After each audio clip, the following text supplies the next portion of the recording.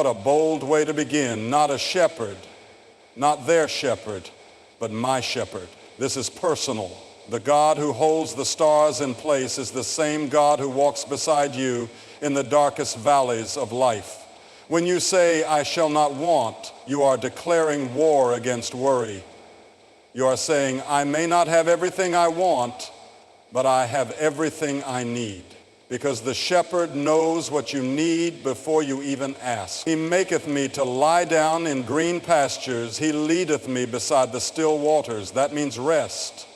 That means peace, not chaos, not noise, not fear, but calm. A soul so secure in God's care that it can lie down even when the storm rages around it. He restoreth my soul. Some of us are tired. Some of us are broken. Some of us feel lost. But the shepherd doesn't leave the wounded behind. He restores. He rebuilds. He renews. What the world drains from you, God puts back in you. Yea, though I walk through the valley of the shadow of death, I will fear no evil. Why? Because it's just a shadow. A shadow looks big, but it can't touch you. The shadow of death may hover, but the shepherd holds your hand. And with him you walk through the valley, not into it. Thy rod and thy staff, they comfort me. That means protection and guidance. God doesn't just walk with you. He fights for you. He guides you with his staff and defends you with his rod. You are never alone. Thou preparest a table before me in the presence of mine enemies. While your enemies watch, God blesses. While the world tries to bring you down, God lifts you up. He honors you, anoints you, and sets your cup overflowing. Surely goodness and mercy shall follow me all the days of my life. That's a promise. Goodness behind you, mercy beside you, glory ahead of you, and I will dwell in the house of the Lord forever. Not visit, not pass through, dwell forever. A home, a hope, a future that no darkness can destroy. So when you feel like the world is falling apart, remember the shepherd hasn't left. The valley isn't the end, and his goodness is still chasing after you. Psalm 23 is deeply personal. It doesn't begin with lofty theological concepts or distant praise. It starts with a declaration that is intimate and real. The Lord is my shepherd, not just a shepherd for the multitudes, not a general provider, not someone far off who occasionally checks in. He is my shepherd. That single word, my, is a bridge between heaven and earth. It brings the creator of the universe into a personal relationship with the heart of one individual. It's not religion speaking here. It's relationship. It's trust. It's the voice of someone who has walked with God, who has leaned on him in the dark and found him faithful. When David, the writer of this psalm, calls God his shepherd, he's not speaking poetically. He's speaking from experience. David was a shepherd himself. He knew the long hours, the lonely hills, the constant danger, and the deep responsibility of watching over helpless sheep. Sheep aren't smart. They wander, they fall, they panic, they get lost. And yet the shepherd never gives up on them. He searches for them when they're missing. He lifts them when they're down. He stays up while they sleep. And David looks at his own life, his victories, his failures, his fears, his sin, and says, that's how God has been with me. There is something incredibly comforting about knowing that God is not just high and mighty, but close and caring, that he's not watching from a distance, but walking beside you, that when you stumble, he's there. When you're tired, he gives you rest. When you're afraid, he draws near. That's what it means to say, the Lord is my shepherd. It means you're not just a face in the crowd. You're known, you're valued, you're pursued, you're loved. And then comes the next line, I shall not want. It's not a boast of having everything. It's a confession of lacking nothing. Because when the Lord is your shepherd, he sees to it that your needs are met. Maybe not all your wishes, but your real needs. Peace when anxiety strikes. Strength when you're weak, hope when you're sinking, and grace when you fall. It's a statement of trust that says, even if I don't understand everything, I know he's enough. That's the beauty of this psalm. It's not built on religious rules, but on a real relationship with the living God. A God who leads you to rest when your soul is tired. A God who walks you through valleys, not around them, not above them, but through them. A God who knows your name, hears your cry, and stands between you and every evil that threatens your peace. To say the Lord is my shepherd is to say I am not alone.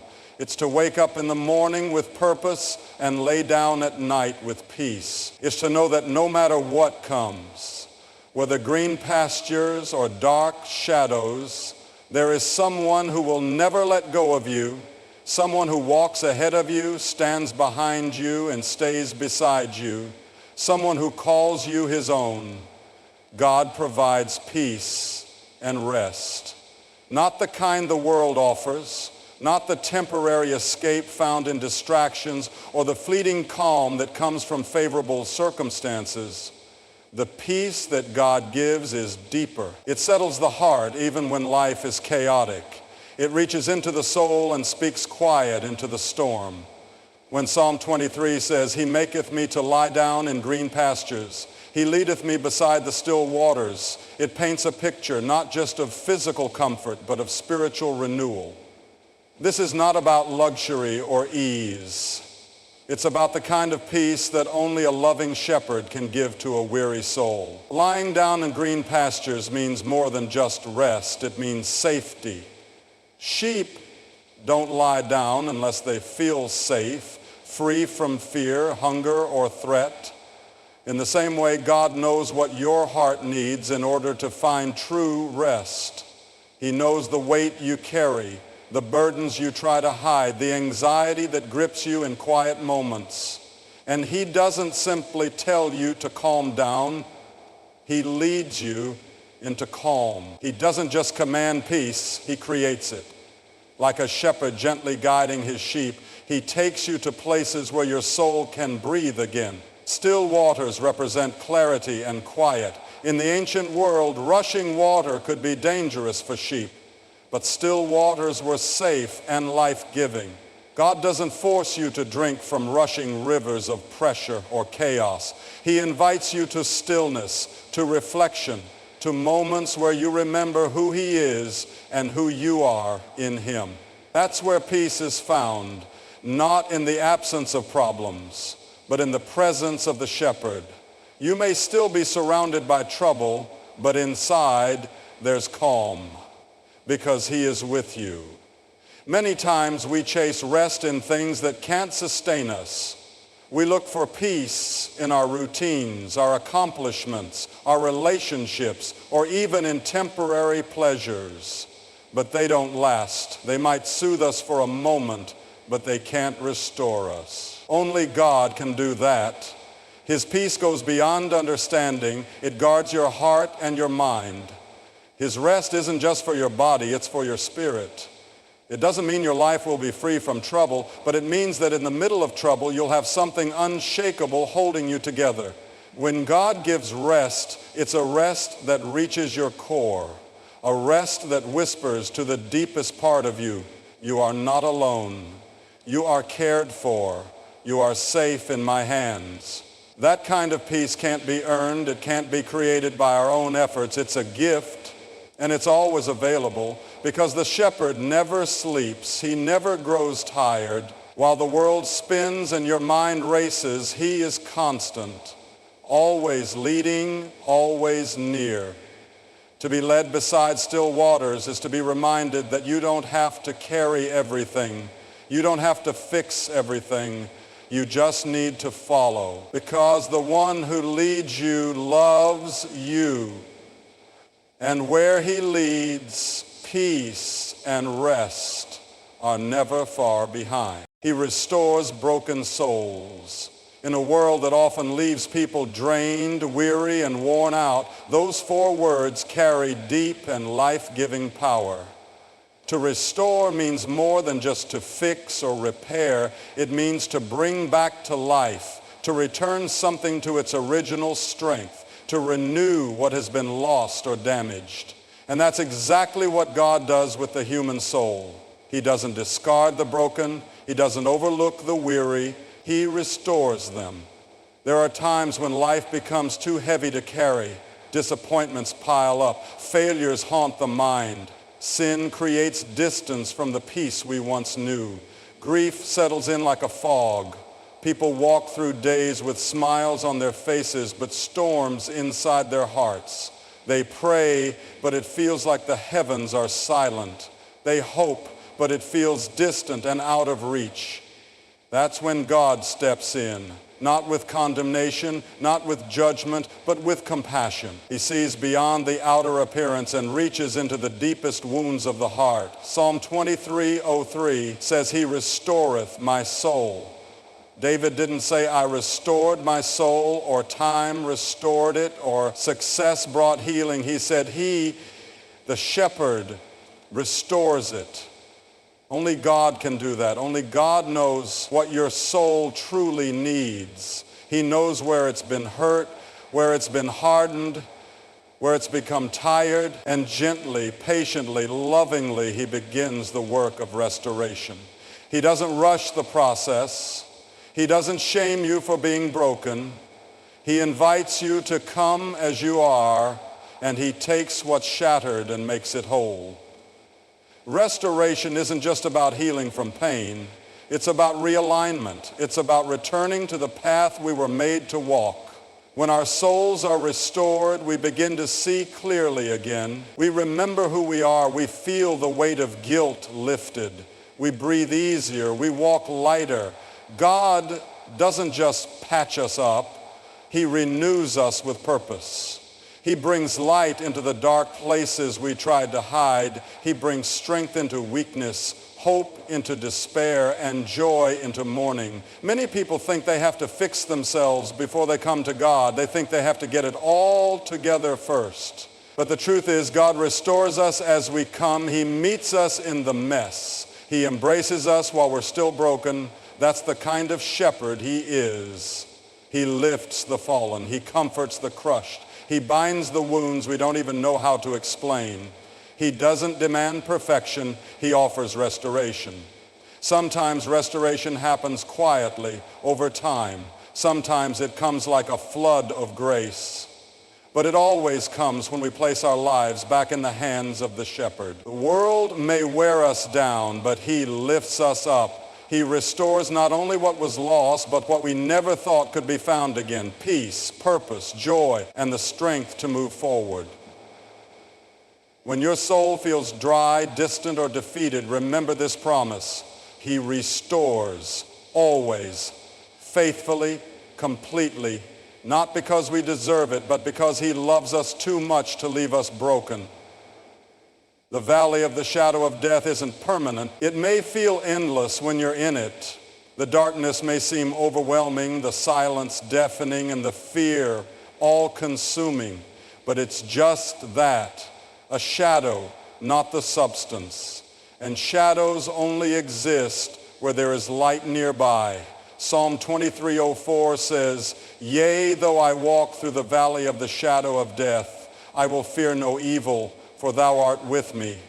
That verse alone carries more hope than volumes of human words, because it reminds us that valleys are not dead ends. They are not permanent dwellings. They are paths. And you walk through them, not into them to stay, not to pitch a tent and remain, but to pass through. Every life faces valleys. They come in many forms: loss, grief, fear, betrayal, sickness, depression, failure, uncertainty. You may not choose the valley, but it finds you. And when it does, it has a way of stripping away the illusion of control. You can't always fix it. You can't always plan your way out. But the beauty of Psalm 23 is not just in the valley itself. It's in the assurance that you're not walking alone. Thou art with me. The shepherd who led you to green pastures is the same one walking with you in the darkest place. He didn't abandon you when the light faded. He didn't disappear when the shadows grew longer. He came closer. Notice the shift in the psalm. Before the valley, David speaks about God. He makes me lie down. He leads me. He restores. But in the valley, the language shifts. Thou art with me. It becomes personal. It becomes intimate. In the light, we talk about God, but in the valley, we talk to him. That's what the valley does. It brings us face to face with the presence of God in a way we might never experience on the mountaintop. Because in the valley, you cling to him, you depend on him, you stop running to everything else, and you turn to the one who never left. The valley may be long, but it won't last forever. The pain you feel, the questions you carry, the heaviness in your heart, none of it is eternal. God promises that even in the deepest shadow, he is leading you through. That means there is light ahead. That means the story isn't over. And while you walk, he walks with you, not watching from afar, but beside you, guiding, guarding, strengthening. Fear loses its grip when we remember who is with us. Evil may be present, but it has no power over the one whose shepherd is near. The rod and staff, the tools of the shepherd, aren't just symbols. They are reminders that he is both protector and guide, one to fight for you and the other to direct you. The valley isn't your final destination. It's a passage. It's a place where faith grows, where the nearness of God becomes real, where the light at the end begins to shine brighter than the darkness around you. Even in your deepest night, the shepherd is already preparing your morning. And when you walk with him, no shadow, no matter how dark, can keep you from reaching the other side. God protects and guides. These are not just comforting words. They are eternal truths that echo through the heart of Psalm 23 and the whole of Scripture. In verse 4, David writes, "Thy rod and thy staff, they comfort me." For a shepherd, the rod and the staff were essential tools, not just symbols of authority, but instruments of both protection and guidance. The rod was used to defend the sheep from predators, while the staff helped guide them, pull them back when they wandered, and support them when they stumbled. In the same way, God defends his people and lovingly directs their steps. Life is filled with uncertainty. At times, it feels like we are walking blindfolded through a fog of unknowns, unsure of what's ahead, unable to see the next step. That's where the guiding hand of God becomes our hope. He doesn't just point the way, he walks it with us. He doesn't just tell us what to do, he leads step by step with patience and love, like a shepherd who knows every path, every cliff, every hidden danger. He leads us with wisdom that sees beyond our moment. When we don't know where to turn, he becomes the way. Guidance from God is not always about clear signs or loud answers. Often it comes in the quiet nudges, the closed doors, the scripture that speaks right when we need it, or the peace that settles in our spirit when we pray. His guidance is personal. He doesn't lead from a distance. He draws near and walks beside us. When the way is dark, he becomes our light. When we feel lost, he becomes our compass. And even when we stray, he seeks us out and brings us back, not with punishment, but with grace. Protection doesn't always mean trouble won't come. It means that when trouble does come, it will not have the final word. God's rod defends us against the unseen enemies, the fears that try to crush us, the lies that try to define us, the spiritual battles that rage beyond what we can see. He shields us not only from the obvious dangers, but from the silent ones, the anxiety, the despair, the hopelessness that quietly try to settle in our hearts. With his rod, he draws a line the enemy cannot cross. With his presence, he surrounds us in a fortress of divine strength. There's a comfort in knowing that the same God who created the stars is also the one who watches over your steps. He doesn't sleep. He doesn't grow weary. He doesn't forget. Every moment, every tear, every fear, you are never outside of his care. His protection is not just physical, it is emotional, spiritual, and eternal. And his guidance is not just about direction, it's about relationship. He guides you because he loves you, because you belong to him, because he knows what lies ahead and wants to lead you safely there. When the path is confusing and danger feels near, remember, the shepherd is not just watching.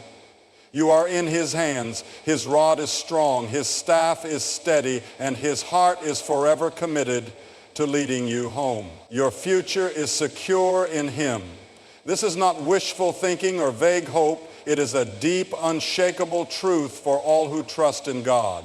When David writes in Psalm 23, "Surely goodness and mercy shall follow me all the days of my life, and I will dwell in the house of the Lord forever," he is not merely reflecting on what God has done in the past.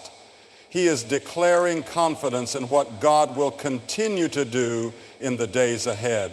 It is a statement of trust in a shepherd who not only walks with us in the present, but goes ahead of us into the future.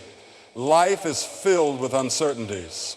Plans fall apart, dreams get delayed, people change, circumstances shift in ways we never imagined. And in the middle of all this, fear often tries to creep in. What if things don't work out? What if I lose what I have? What if tomorrow brings more pain than peace? These questions are real, but so is God, and his presence is the answer to every fear about what's to come. When you belong to the shepherd, your future is not held together by luck, fate, or human effort. It is held by the hands of the one who never fails.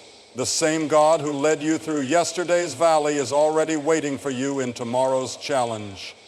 He doesn't promise a life free of trouble, but he does promise his presence, his goodness, and his mercy will never leave you. They follow you like faithful companions through joy and sorrow, through success and failure, through every season of life.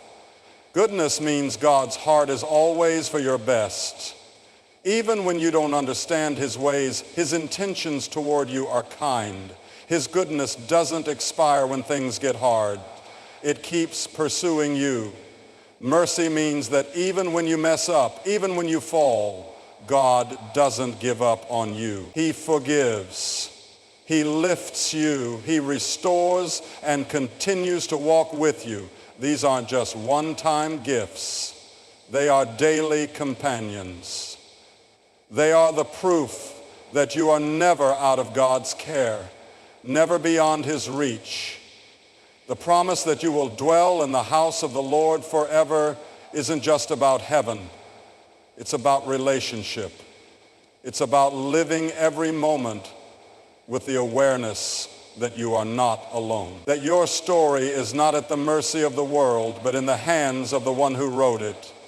And he never makes mistakes. The future may feel unknown, but it is not uncertain because it is already known to God.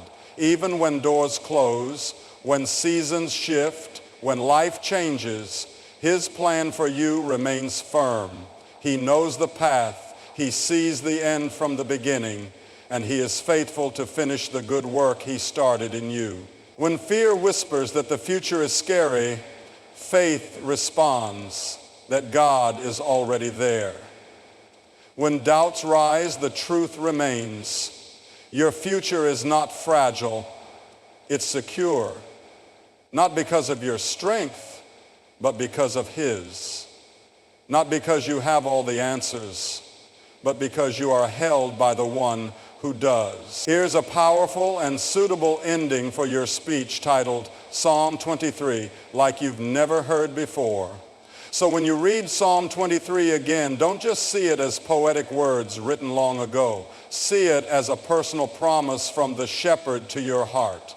This is not just David's story, it's yours. God is not distant, he is present. He is not silent, he is speaking. He is not passive, he is leading, restoring, guiding, protecting, and loving every step of the way. And when life feels uncertain, when fear creeps in, when you find yourself walking through valleys or standing at the edge of unknowns, remember this: the Lord is your shepherd, you shall not want.